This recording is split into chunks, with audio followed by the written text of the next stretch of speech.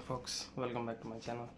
uh, Today we will be talking about something which has been news in past a week back, but today, after a week long time, I got the chance to make this video. So yeah, let's talk about something which is relevant right now. Not but it was in talk. So since Trump is about to come within 14 or fortnight, so this particular topic is very important regarding India and US relationship. So let's talk about that.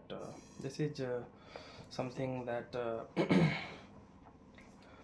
you know it affects many Indians who have dreams of going to USA.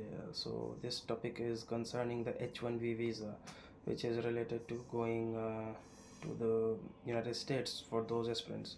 So it is a non-immigration visa. It allows foreign nationals to work in US for a US employer in a specific occupation. So the speciality of the occupation and the person's skill are very much as at concern in this particular video.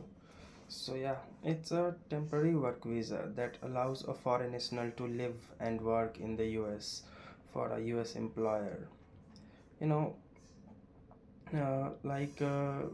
we know that from the very back, US been portrayed as the land of opportunity and all that. So concerning all those matter, we can just simply say that any nation which starts growing like India is right now, like China was a few years back. China is still growing. I'm not saying that China is not growing right now, but it don't have that uh, pace that it was growing 5 years back or before COVID. China has definitely slowed down a little, but China has never portrayed itself as a land of opportunity where everyone can come. But in comparison, US and the nation of United States has its beginning in such a way where anyone and everyone could come to the great land of opportunity. So yeah, in that way, China and US differs. Like US differs from almost all of the nation in that manner, because that nation is entirely, not if not entirely, like 90% or 95% made up of like actual immigrants. They are now second gen, third gen, fourth gen, but they are not from there. They are not indigenous people of the American continent. They are Europeans, they are Asians, they are Africans, brought as slaves, brought as you know workers, brought as helps. But United States and for some extent Canada has been the nation of immigrants from always. So an H1, but after a time they said, no, it's enough, we don't want more people, we want everything that is here to remain with us, as is the human nature. So we can't actually blame them. But yeah, not every society works like that. So to some extent they are to blame. So but then there was a dearth of opportunity, sorry, there was dearth of the skills that was needed for a growing nation.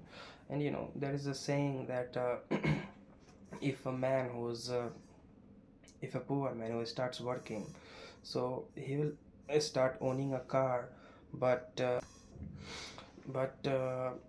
his son, the first man, he might drive the car, he might drive a normal car, but his son might drive a BMW, and his grandson might fly in the private jet. But his fourth generation will again be walking on his bare foot. So this is how things work, uh, to much of the extent. So in that case, United States, which started as a great nation where everyone was starting working, everyone was having a great potential, but then US almost entirely come to a brink of failure.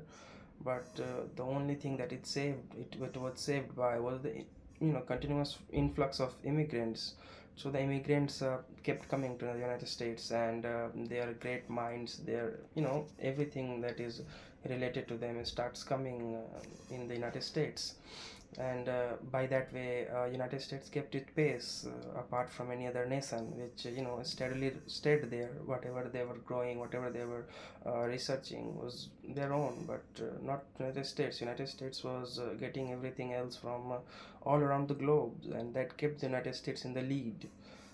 So but they thought that this needs to be regulated, so the regulation was regulated by a law that is known as the H-1B visa, and through which they only allows a specific kind of skill setted people to come there and grow their industries, grow their economy, and that won't allow them for the citizenship, that won't allow them to be becoming a permanent citizen, but it's a rather temporary citizenship.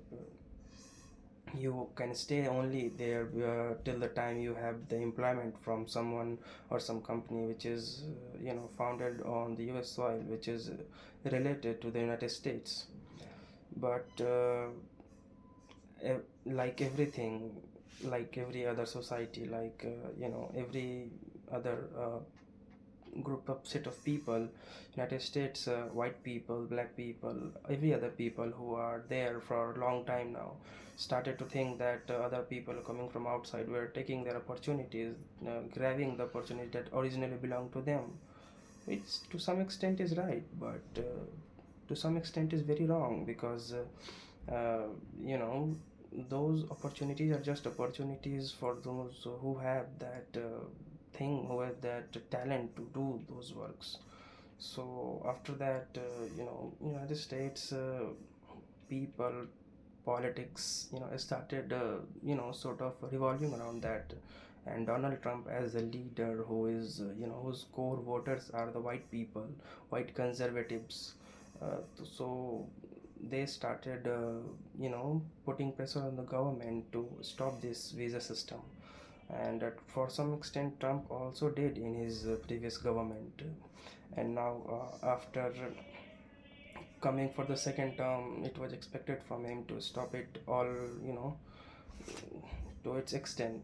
But Trump is not alone this year. Trump is being supported by some big faces who can eclipse him, and that counts as Elon Musk. So Elon Musk come into the defense of this H-1B visa because he's an industrialist. He knows the dearth of talent that is in the US soil, and the importance of the immigrants who bring their special skill sets to the United States industrial might, and they add on to it. So people like Elon Musk, who very much rely on these things, got furious. He even goes to a length and saying that he will go on war for with the government if such things happen.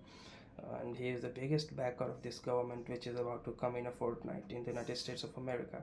So yeah, this might create a big tussle around the core Trump backers and the new Trump backers, like Elon Musk, Vivek Ramaswamy, because they are both against this Trump policy where it emphasized that the H-1 visa is a bad thing, because they know the importance of these visas, these immigrants who bring with them the great skill sets of their countries like India, China, and other nations, where they grow up, they get their education, and then due to the lack of opportunity, due to the lack of you know things which is required for such talent to work in, they get shipped out of those countries. They get immigrate out of those countries of their origin, go to the United States, where they contribute in the economy, in the industrial might, and earn their living, which sometimes seem unfair to the native people of those countries where they are going to. Uh, Anyone who is in America right now, like 95% of the people are not exactly native, but yeah, they have been there for centuries now, so you can say them, because they most of the generation right now don't know anything else. So yeah, that's it for today. Do like and subscribe.